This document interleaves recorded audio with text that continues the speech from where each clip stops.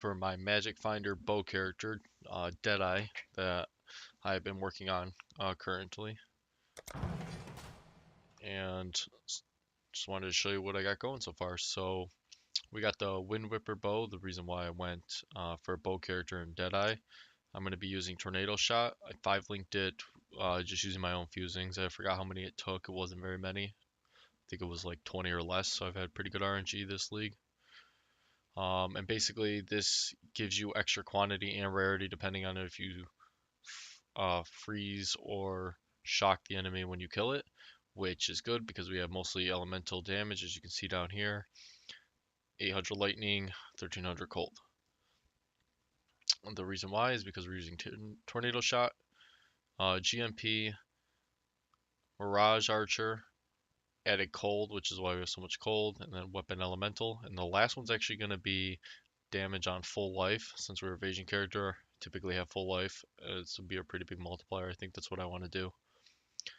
For the helmet, I just got one that had try resist. This one actually has some chaos, so you can get just one without chaos or one with it like this, and I just added life to it. I prefer to use an all evasion setup, but this was just what I found and it was cheap. In the helmet, I'm using Valgrace, increased duration, decoy totem, and blood rage. Sorry about that. And I have amulet currently right now is a DPS amulet. I have not gotten Abysscos yet, which is the main thing that I need for the build.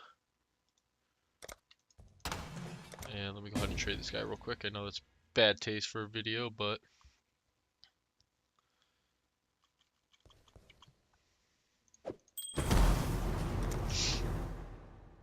we're going to be using Gold Room for the boots. Down here, skip down here to Gold Rim, and it's basically because of the extra quantity. Quantity is more important than rarity, especially when we're going to be using Abysscos. It's going to help us find just a lot more currency drops on white monsters, and we should just be doing overall better because of the quantity. This also has a really high amount of fire resist. The movement speed kind of sucks, but it is what it is. In here, I'm actually leveling up a shrapnel shot, so you can ignore that. We can do Assassin's Mark, Ice Bite, Blasphemy. You can also do Onslaught in here as well, which I'll probably switch in. Uh, or you can do like a curse on hit setup with Assassin's Mark. Um, where is it? Here it is. Herald of Ice, Assassin's Mark, and Onslaught. That's where the other combo is. For the quiver, we're just using, once again, this is just a DPS quiver, I guess. It's just got a lot of life and some resistance I need, and then it's got the increased elemental damage with attacks.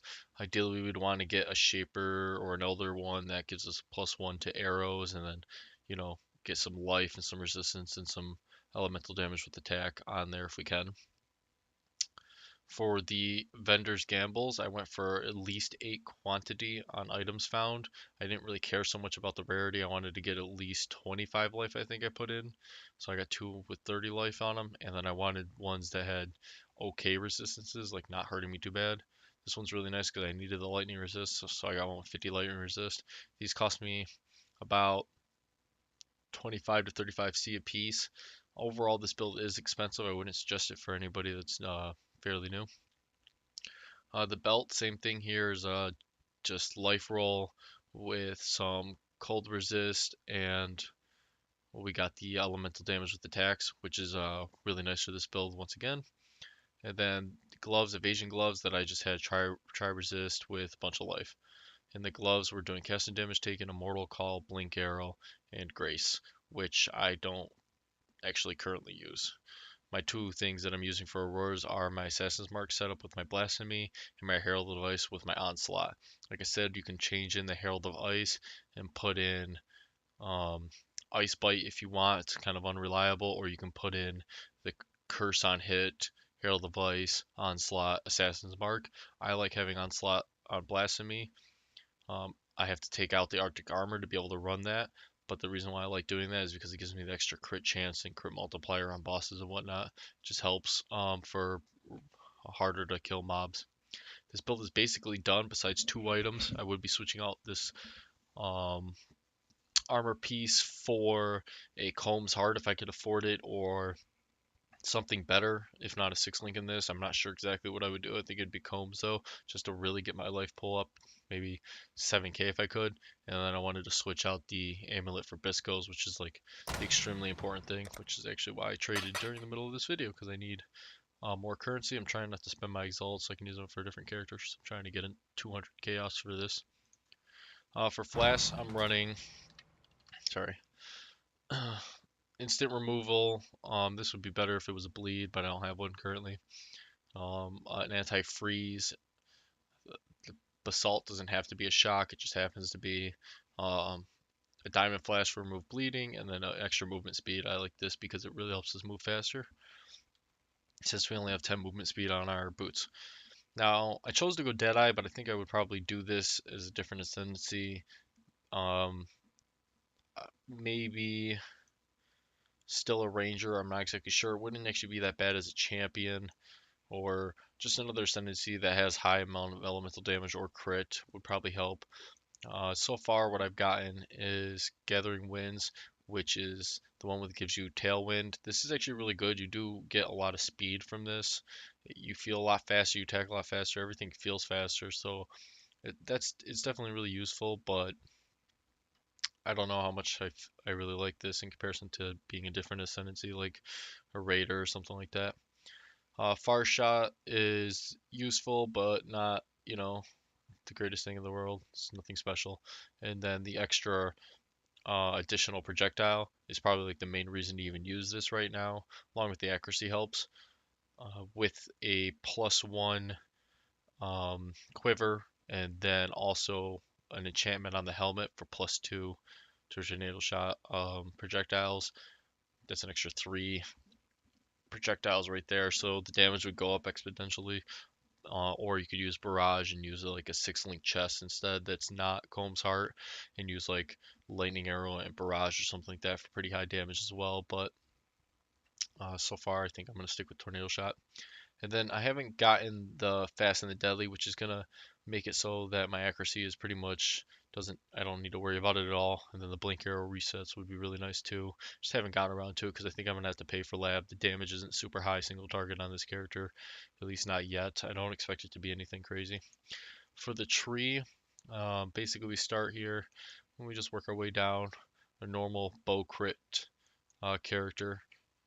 We're getting up grabbing the elemental damage nodes here. I got the 5% chance to freeze and shock and ignite because every time we freeze and shock, we have better chance of magic finding. So that's the whole point. I'm going to be picking up these weapon elemental damage nodes here. I actually got a Lionized Fall Jewel. This is pretty expensive, 60 chaos in the hardcore league. This allows me to pick up these claw nodes. Sorry, because they already switched over, so it was confusing me. And it gives us a bunch of crit multiplier plus critical strike chance, and then it also gives me attack damage leech and mana leech, so that I don't have to worry about excuse me, picking up the nodes down here. So that's pretty useful. But if you can't afford that, I would just go ahead and pick up some of the nodes down here for mana and not worry too much about life. Build's relatively safe, just can't do any crazy bosses because of the single target being an issue. Acrobatics, I picked up just because it's an evasion character, so obviously. The perfect form chest piece is actually another one I was thinking about because it gives you phase acrobatics automatically, so but it's a little bit more expensive as well. Then we just path through here. This gives us a little bit more leech as well. It's nice. We might pick up extra frenzy charges later into the build, but I'm not exactly sure about that yet. We're just going up here getting the crit, the normal stuff up there. And then we'll work our way down here, same thing, normal stuff down here. We're getting the crit multiplier more than just the straight crit. The knockback node plus the crit here. And we're working our way all the way over here up to the life wheel. I'll plan on getting the entire life wheel. I'm going to work my way down here next actually to Golem's Blood. Pick up this extra jewel socket. Jewels are pretty important on this build for the damage. You're going to want jewels that give you additional elemental damage, preferably cold and lightning damage with life.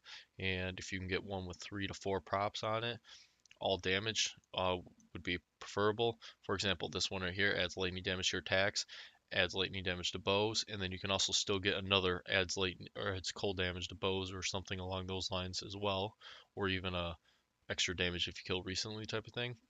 So if you can get 4 prop jewels in each one of these, that'll raise your damage exponentially as well. It'll be a huge help. And then last but not least, same thing in here with the belt, the jewel. This is double damage, but of course it's fire on both of these ones, plus the fire node over there. So uh, realistically, I would want them to be different ones, but I just been saving up currency. So I'll show you a blood aqueduct. I know I do this a lot in my videos. I don't do maps. The reason why it performs pretty much the same thing, maybe a little bit slower if the map's hard. You should be able to do, anything a normal bow I'm character not up can to do. that just yet. And pretty much when it comes to white mobs, this is exactly how it interacts. The yellow mobs are a little bit harder to kill. As you can see there, it takes a few more shots, but overall it's not too bad.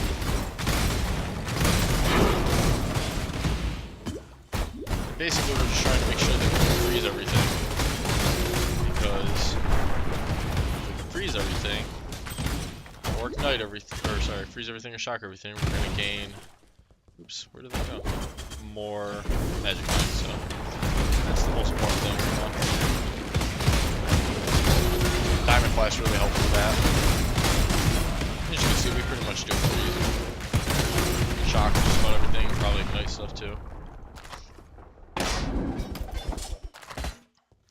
I have a pretty strict loot filter on. The loot filter I'm using is Never Sinks loot filter, which you can find practically everywhere in PoE. So, but if you do need help finding it, I'll be more than happy to link it for you. Just let me know.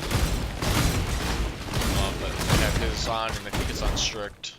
Or strict one of the two. I can't remember which. Just because I don't really need a lot of the bad bases and all that kind of stuff dropping.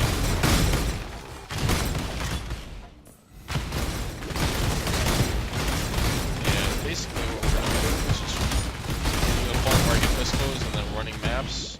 I'm not worrying about bosses too much, honestly. Mostly just trying to kill as many white mobs, rare mobs and stuff as I can.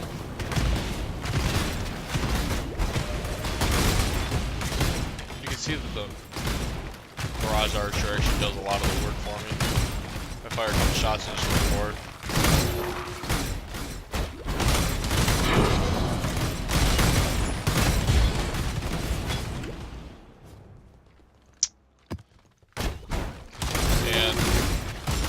Pretty much this is the build. Just kind of went through the map and hopefully Magic Find to find some really good stuff. I haven't found anything too crazy. I've been definitely getting a lot more unique items, but nothing crazy yet. Anyways, that's pretty much the end of the build. If you have any questions, let me know. I should have my profile linked to the bottom for the character. And anything else you know, just comment in links. Thanks a lot.